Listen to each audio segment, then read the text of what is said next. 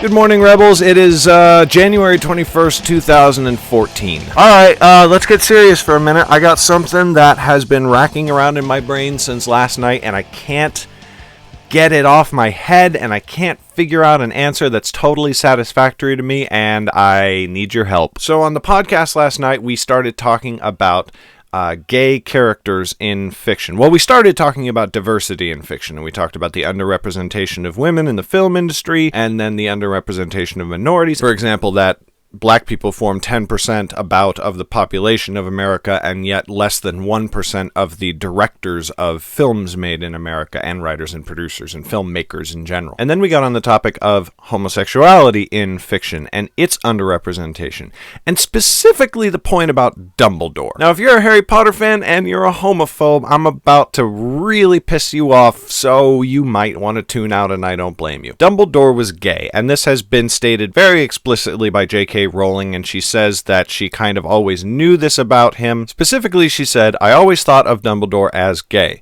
Dumbledore fell in love with Grindelwald, and that added to his horror when Grindelwald showed himself to be what he was. To an extent, do we say it excused Dumbledore a little more because falling in love can blind us to an extent? But he met someone as brilliant as he was, and rather like Bellatrix, he was very drawn to this brilliant person and horribly, terribly let down by him. In fact, recently I was in a script read-through for the 6th film, and I had to write a little note in the margin and slide it along to the scriptwriter. Dumbledore's gay." Okay, now, despite her saying that, I wouldn't be surprised if this was something that she didn't know when she first started writing the entire series, but was very, very definitely clear on by the later parts of the book. In fact, going back through and reading the series in that light, there's several things where you're like, oh, of course he is. Now, my only problem is that it's not explicitly stated in the book. There are vague hints and vague allusions to it, but they're really vague, and me and like nobody else that I know got that from the read of the book. And what I can't seem to figure out for myself is this a problem? Because that whole culture is very, very underrepresented in the art. And like, it's great that she came out and said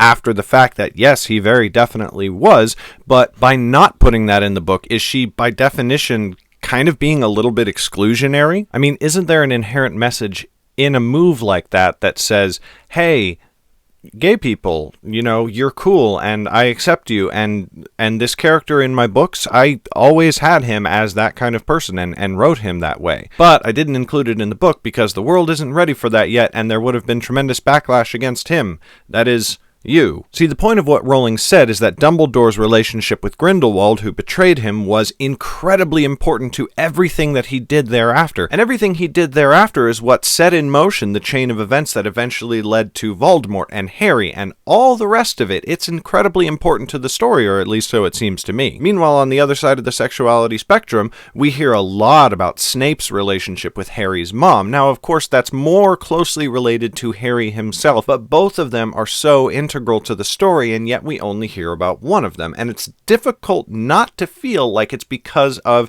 potential reaction to public backlash, which I don't think is a valid reason to make an artistic decision. Now, as a storyteller myself, whether in my books or in my films, it's really important to me to fully wrap my head around this topic so that I understand the right thing to do and the wrong thing to do, or the spectrum of right and wrong that everything exists on, because right now I'm very, very confused about it and nobody has helped me fully resolve it for myself. I don't even need to figure out absolute right and wrong because those things don't exist. I need to figure out right and wrong for myself. Right now, I feel like it was a wrong decision not to be more explicit about Dumbledore's orientation in the books if you're going to have him be that way at all. Like, I read it through and had him pictured as straight the whole time, and I got what I got out of the books. And then Rowling says what she says, and you go back and you look at some of the things that happened to him and some of the things that he did, and it just becomes completely different. It's a different character now. His motivations are different. I mean, motivation is what character is all about. So not only do I kind of feel like she maybe was being a little bit exclusionary unintentionally, I definitely don't think there was any malice in the action, but I also feel like she wasn't necessarily being true to the character in regards to relaying him to the reader. It's a mess. It's a mess in my head. It's probably sounding very, very weird and convoluted and complicated, but sometimes issues like this are weird and convoluted and complicated, and it is difficult to figure out what is the right thing to do. And it's those issues that deserve the most thought. I mean, they are complicated because they deal with people and how people relate to things and how people react to things. And I try to always make it a priority to think of how things like this affect people who would be affected by it. I am of the most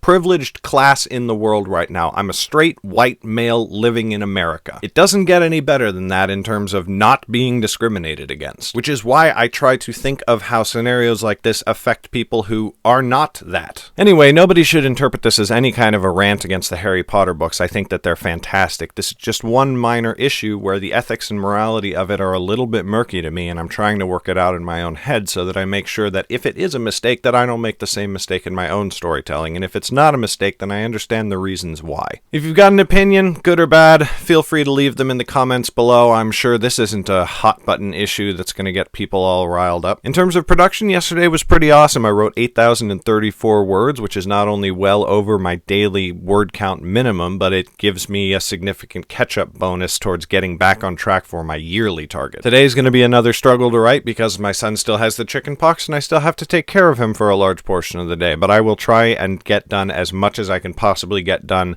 Oh my god. The chapter of Wormspire that I wrote last night, it's so good. It's probably the most intense chapter of any chapter that we've ever written in any Realm Keepers book ever, and that's not hyperbolic. And other than that, today I am going to be taking Yesterday's Gone Season 1 and turning that into paperback if I can find the time to do so in between, taking care of a sick child and managing to write. So there you go. If you watch this video all the way through, thank you for listening to my thoughts on this issue, and if you do chime in the comments, thank you so much for your opinion. It does matter to me. I always find that dialogue with other people helps me sort through complicated issues like this. It's a good day to be alive, Rebels. Never forget that. I will see you tomorrow. Bye!